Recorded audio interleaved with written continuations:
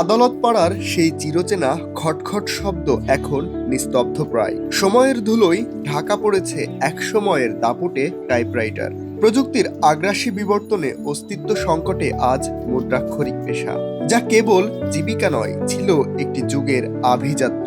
Smart প্রযুক্তির দাপটে আজ বিলুপ্তির দ্বারপ্রান্তে দাঁড়িয়ে একসময়ের সম্মানজনক মুদ্রাক্ষরিক পেশা।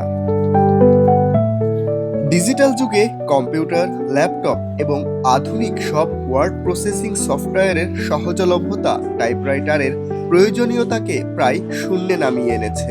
কম্পিউটারে অল্প সময়ে নির্ভুল ও বারবার সম্পাদনাযোগ্য ডকুমেন্ট তৈরি করা সম্ভব হওয়ায় টাইপ মেশিনের কদর হারিয়েছে। ফলে এই পেশার সঙ্গে যুক্ত ব্যক্তিরা এখন বেকারত্বের ঝুঁকিতে। অনেকেই বাধ্য হচ্ছেন কয়েক দশকের পুরনো পেশা ছেড়ে অজানার পথে পা বাড়াতে। আছে যে সরকারি ফর্ম টর্ম আছে, মামলা টামলা কিছু আছে, এইগুলি ফিল আপ হয়। হ্যাঁ, এই পর্সাপাতি উড়ান এভিডিভিড এইগুলি আমরা করি না। এডি মিস্ত্রি অন খুব কম, দু একজন, আর এই পার্সেরও অনেক দাম। রিবন পাওয়া যায় না, এইগুলি সংগ্রহ করা খুব কঠিন। আমি যতদিন আসি, যতদিন পারি, আমার পরে আনলেন। বিশ্লেষণে দেখা যায় টাইপরাইটিং পেশার পতনের পেছনে প্রধান কারণ প্রযুক্তির আধিপত্য। কম্পিউটারের মাধ্যমে অল্প সময়ে নির্ভুল ও সম্পাদনাযোগ্য ডকুমেন্ট তৈরি করা সম্ভব হওয়ায় টাইপ মেশিনের ব্যবহার দ্রুত কমে গেছে। পাশাপাশি ডিজিটাল নথি সংরক্ষণ সহজ হওয়ায় কাগজ নির্ভর টাইপিং এর চাহিদা আর আগের মতো নেই। এছাড়া নতুন প্রজন্মের আগ্রহের পরিবর্তনও এই পেশাকে পিছিয়ে দিচ্ছে। তরুণরা এখন কম্পিউটার ভিত্তিক দক্ষতায় বেশি আগ্রহী হওয়ায় টাইপরাইটার শেখা বা ব্যবহার করার প্রবণতা কমে গেছে। এখন কম্পিউটার এসে পড়ছে না, কম্পিউটারের জন্য কম আর কি।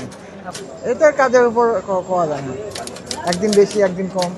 এটা অনেক উকিল সাহেবরা এটা চায়, এই জন্য এটা যতদিন কোর্ট কাছারি আছে ততদিন চালান দেব।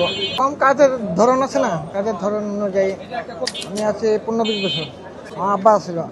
বর্তমানে কিছু পুরনো আদালত প্রাঙ্গণে ধুকপুক করে টিকে আছে এই পেশা, তবে সংখ্যাটি দিন দিন কমছে। সংশ্লিষ্টরা বলছেন এটি কেবল একটি কাজের ক্ষেত্র হারিয়ে যাওয়া নয়, বরং একটি দীর্ঘ ঐতিহ্যের বিদায়। এই যন্ত্রগুলোর চাবির সঙ্গেই জড়িয়ে আছে বহু মানুষের জীবনের সংগ্রাম, স্মৃতি এবং যান্ত্রিক অভ্যাস। ওনারা দীর্ঘদিন থেকে এই রকমের ম্যানুয়ালি টাইপ করে আসতেছে, আর এটা আমাদের আইন ব্যবস্থার সাথে একটা ইন্টারকানেক্টেড দীর্ঘদিন থেকে। তো আমরা সহজে তাদেরকে পাই এবং তাদের অ্যাক্সেসটা সহজে পাই বিদায় আমরা তাদের কাছ থেকে করি। আর ডিজিটাল টাইপের বিষয়টা হয় আমার চেম্বার কোডের কাছে না, চেম্বার পল্টনে। এখন আমার জজ করে একটা কাজ আছে, ইনস্ট্যান্ট আমার এইটা টাইপ করা লাগে, সেক্ষেত্রে আমি ফর্মটা কিনাই না, ওনাদের কাছ থেকে আমি খুব সহজে ম্যানুয়ালি টাইপ করে নিয়ে যেতে পারতেছি। প্রযুক্তির অগ্রযাত্রা অনিবার্য, একে থামানো সম্ভব নয়।